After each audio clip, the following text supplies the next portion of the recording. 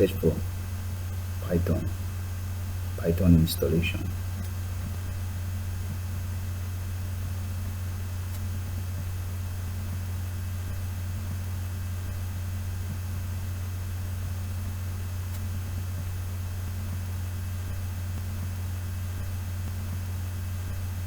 You will see some search results.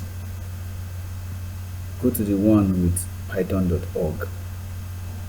It's where you will see options of different executable files you can download for your Python depending on the operating system you are using.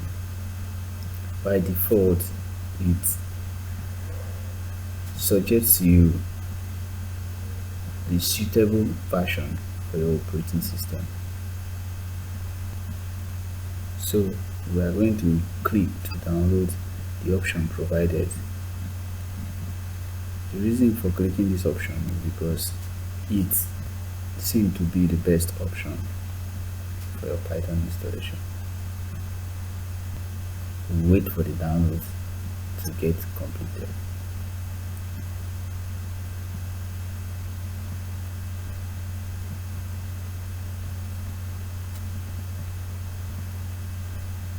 So once the download is complete, we click to run the application.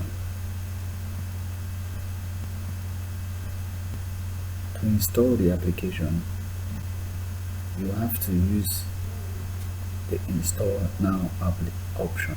This is highly recommended as you do not have the expertise to customize your installation. It is necessary for you to check the Add Python to Paths before beginning your installation. Because I have installed this earlier before now, I will not do that again. So once you've checked the necessary options, you can go on with your installation. Then to check if your installation was successful, you open your CMD, the command prompt,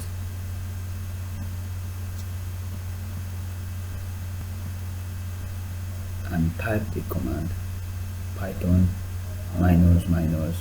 -version. If you receive a response like this, then your Python was successfully installed.